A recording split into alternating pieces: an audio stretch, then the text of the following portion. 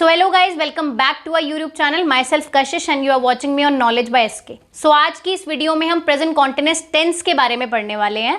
So without wasting time, let's start our video.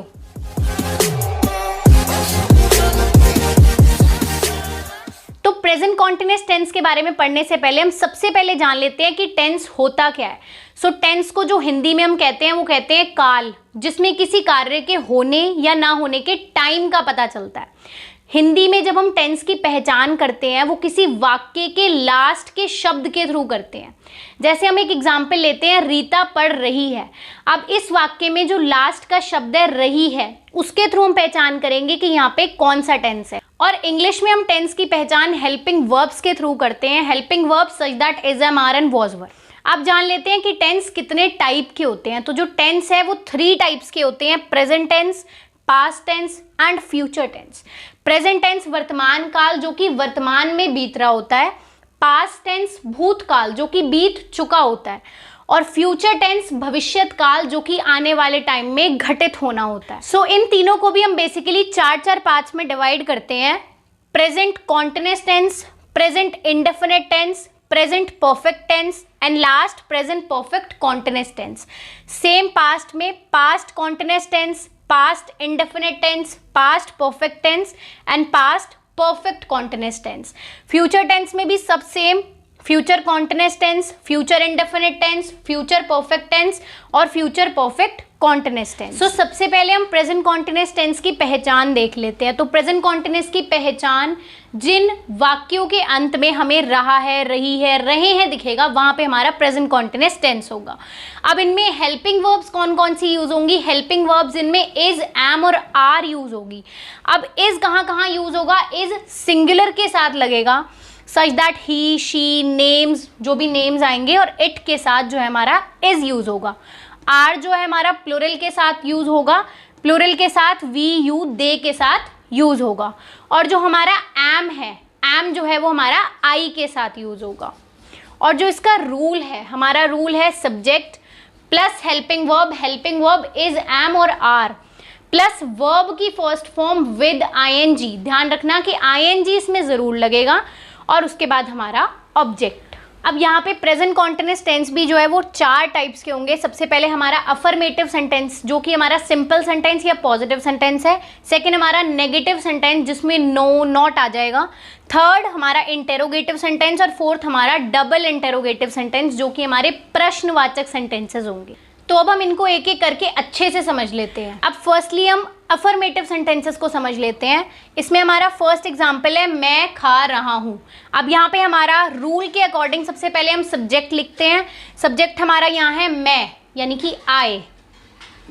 और हमें पता है कि हम आई के साथ कौन सी हेल्पिंग वर्ब लगाते हैं? एम. तो यहाँ पे हम लिख देंगे एम. अब यहाँ हमारा बचता है फिर खा रहा हूँ. अब खाने की इंग्लिश होती है ईट, और ईट के साथ हमें पता है हमें क्या लगाना है? आईएनजी का यूज करना है. तो हम यहाँ लिख देंगे eating. So simple sentence, I am eating. Second हमारा है तुम जा रहे हो. अब यहाँ पे हमारा सब्जेक्ट है तुम, यानी कि यू. यहाँ पे हम लिखेंगे यू. अब हमें पता है यू क्या है? प्लूरल है. और हमें यू के साथ क्या यूज करना है? हेल्पिंग वर्ब आर यूज करनी है. तो हम लिखेंगे आर. अब जाने की जो इंग्लिश होती है वो होती है गो, और क्योंकि हमें इसके साथ आईएनजी भी लगाना है तो हम यहाँ पे लिखेंगे गोइंग. सो सिंपल सेंटेंस बन गया यू आर गोइंग. फिर थर्ड हमारा है वे हंस रहे हैं. अब वे की इंग्लिश हमें पता है दे होती है, और दे के साथ हमारी कौन सी हेल्पिंग वर्ब लगेगी? रूल के अकॉर्डिंग हम देखते चले जाएंगे. सबसे पहले सब्जेक्ट फिर हेल्पिंग वर्ब. अब हेल्पिंग वर्ब हमारी दे के साथ लगती है आर. वही प्रोसेस अप्लाई करेंगे, दे आर. हंसने की क्या होती है? लाफ. और क्योंकि हमें आईएनजी लगाना है तो यहाँ पे हम लिख देंगे दे आर लाफिंग. तो उन्हीं सेंटेंसेस का अब हम नेगेटिव सेंटेंसेस में देख लेते हैं. तो सबसे पहले नेगेटिव सेंटेंस का रूल यहाँ पे चेंज हो जाएगा. Subject plus helping verb same ही लगेगी, इज, एम, आर. उसके बाद हमारा नॉट यूज हो जाएगा. नॉट के बाद हमारी वर्ब की फर्स्ट फॉर्म विद आईएनजी. इसमें भी हमारा फर्स्ट जो एग्जांपल है वो है मैं नहीं खा रहा हूँ. मैं नहीं खा रहा हूँ. मैं, हमें पता है यहाँ पे सब्जेक्ट है आई, और आई के साथ लगता है एम. अब जैसा कि हमें पता है आफ्टर हेल्पिंग वर्ब हमें नॉट यूज करना है.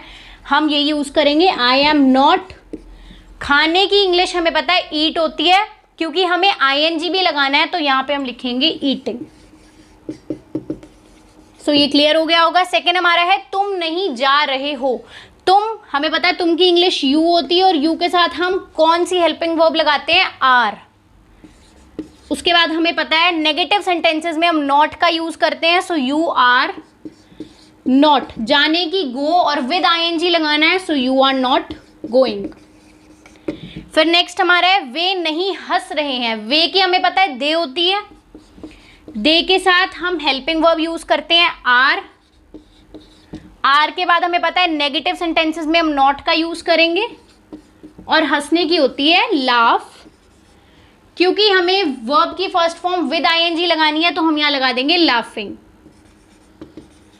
तो अब थर्ड हमारा आता है इंटेरोगेटिव सेंटेंसेस। इंटेरोगेटिव सेंटेंसेस वो सेंटेंसेस हैं जिनमें हम किसी क्वेश्चन का आंसर जो है वो हाँ या ना में दे दें। सपोज मैं आपसे पूछूं क्या आपका नाम गीता है, तो आप एकदम से मुझे आंसर दे दोगे कि हाँ मेरा नाम गीता है, या नहीं मेरा नाम गीता नहीं है। तो जिसका भी आंसर हम हाँ या ना में दे दें वहां पे इंटेरोगेटिव सेंटेंसेस होते हैं। या एक और चीज नोट करते हैं कि जो भी सेंटेंसेस क्या से शुरू होंगे वो इंटेरोगेटिव सेंटेंसेस होंगे। अब इंटेरोगेटिव सेंटेंसेस का रूल यहाँ पे चेंज हो जाता है। अभी तक हम स्टार्टिंग में सब्जेक्ट यूज करते आए थे, फिर हेल्पिंग वर्ब यूज करते आए थे, लेकिन यहाँ पे हम हेल्पिंग वर्ब का यूज फर्स्टली करेंगे। यानी कि जो भी हेल्पिंग वर्ब होगी, अब हमारी प्रेजेंट कॉन्टिन्यूअस टेंस में is am are helping verb है, तो यहाँ पे हम इज एम आर का यूज सबसे पहले करेंगे, फिर अपने सब्जेक्ट का यूज करेंगे, नॉट का यूज इन दैट केस करेंगे अगर जो हमारा सेंटेंस है वो नेगेटिव है, और उसके बाद वर्ब की first form with ING. Not का यूज हम तब नहीं करेंगे अगर सेंटेंस हमारा नेगेटिव नहीं है, लेकिन अगर नेगेटिव सेंटेंस है तो वहां पे हम नॉट का यूज करेंगे। अब इसको भी हम कुछ एग्जांपल्स के थ्रू क्लियर करते हैं। सबसे पहले एग्जांपल है क्या मैं खा रहा हूं। अब इसको एक अफर्मेटिव सेंटेंस में बना के देखते हैं कि मैं खा रहा हूं। मैं के साथ आई, उसके बाद आई के साथ हमें पता है हेल्पिंग वर्ब एम लगती है, और ईट का हो जाएगा ईटिंग, आई एम ईटिंग। अब इसमें हमें करना क्या है, करना सिर्फ इतना सा है, हेल्पिंग वर्ब को उठा के पहले रख देना है। यहाँ पे I am eating, I am eating में हेल्पिंग वर्ब है एम को उठा के पहले रख दो, बाकी sentence as it is, am I eating. So I think ये क्लियर हो गया होगा। तो हमें करना क्या है, हमें सिर्फ इतना सा करना है, सबसे पहले उसका अफर्मेटिव बना लो, उसके बाद जो हेल्पिंग वर्ब है उसको उठा के फर्स्ट पे रख दो। सेकेंड है क्या तुम जा रहे हो। भूल जाओ कि ये इंटेरोगेटिव है, स्टार्टिंग में लेके चलो ये अफर्मेटिव है, तुम जा रहे हो। तुम का हमें पता है इंग्लिश यू होती है, यू के साथ हम आर लगाएंगे और उसके साथ गोइंग लगाएंगे, सो यू आर गोइंग। अब यहाँ क्योंकि इंटेरोगेटिव है, क्या तुम जा रहे हो, यू आर गोइंग। सो इसमें जो हमारी हेल्पिंग वर्ब है, हेल्पिंग वर्ब इसमें याद रखनी है क्या है, आर है। आर को उठा के पहले रख दो, आर, बाकी sentence as it is, are you going, और हाँ इसमें क्वेश्चन मार्क भी। अब हमारा थर्ड आता है क्या वे नहीं हंस रहे हैं। अब इसे भी एक बार अफर्मेटिव सिंपल सेंटेंस में बना के देखते हैं। वे नहीं हंस रहे हैं, वे हमें पता है दे के साथ हेल्पिंग वर्ब लगती है आर, क्योंकि नेगेटिव है नॉट लगेगा, दे आर नॉट लाफिंग। अब यहाँ पे हेल्पिंग वर्ब को उठा के वही पहले पे रख दो, तो दे आर नॉट लाफिंग का हो जाएगा आर, बाकी का as it is, are they not laughing. Fourth हमारा आता है double interrogative sentences. Double interrogative sentences जिन क्वेश्चंस का आंसर हम हाँ या ना में नहीं दे सकते। सपोज हमारे पास यहाँ एग्जांपल है तुम क्यों खा रहे हो। अब इसका आंसर हम हाँ या ना में तो नहीं दे सकते, इसका आंसर भाई हम यही देंगे कि भूख लग रही है इसलिए खा रहे हैं। तो वो वाले सेंटेंसेस जिनमें हम जो क्वेश्चन का आंसर है वो हाँ या ना में नहीं दे सके, वहां पे वो सेंटेंसेस डबल इंटेरोगेटिव सेंटेंसेस होते हैं। अब एक और चीज याद करने वाली है कि डबल इंटेरोगेटिव सेंटेंसेस में हम WH फैमिली का यूज करते हैं। WH फैमिली हमारी व्हाट, व्हाई, व्हेन, whom, ये सब हम यूज करते हैं, वेयर, तो ये सब हम WH फैमिली में यूज करते हैं। इसकी अब रूल जो है वो भी चेंज हो गया। WH फैमिली में इसमें सबसे पहला जो लगेगा वो WH फैमिली यूज होगी, फिर हमारी हेल्पिंग वर्ब सेम रहेगी प्रेजेंट कॉन्टिन्यूअस टेंस की, इज, एम और आर। थर्डली हमारा सब्जेक्ट, और फोर्थ हमारी वर्ब की फर्स्ट फॉर्म विद ING। अब यहाँ पे हमारा सबसे पहले एग्जांपल है तुम क्यों खा रहे हो, क्योंकि हमें पता है कि हम इस डबल इंटेरोगेटिव में सबसे पहले WH फैमिली का यूज करते हैं। यहां पे हम देखेंगे WH फैमिली में क्यों हमें पता है वाई, क्यों को इंग्लिश में वाई कहते हैं वाई। अब हमें पता है हेल्पिंग वर्ब लगानी है और यहाँ पे सब्जेक्ट है हमारा तुम यानी कि यू, और यू के साथ कौन सी हेल्पिंग वर्ब लगेगी आर। सो वाई आर, उसके बाद हमारा सब्जेक्ट यू और उसके बाद हमारी वर्ब की फर्स्ट फॉर्म, यहाँ पे खाने की फर्स्ट फॉर्म क्या होगी ईट होगी और ईट के साथ हम ING यूज करेंगे तो why are you eating with question mark. Second हमारा है तुम कहाँ जा रहे हो। यहां देखेंगे WH फैमिली का कौन सा सदस्य है कहाँ, वेयर। हेल्पिंग वर्ब हमारी यूज होगी, सब्जेक्ट देख लेते हैं तभी हेल्पिंग वर्ब का पता लगेगा ना, तुम यानी कि यू, इसमें भी हेल्पिंग वर्ब आर का यूज होगा। सो वेयर आर, उसके बाद हमारा सब्जेक्ट यू और उसके बाद हमारा गोइंग विद क्वेश्चन मार्क।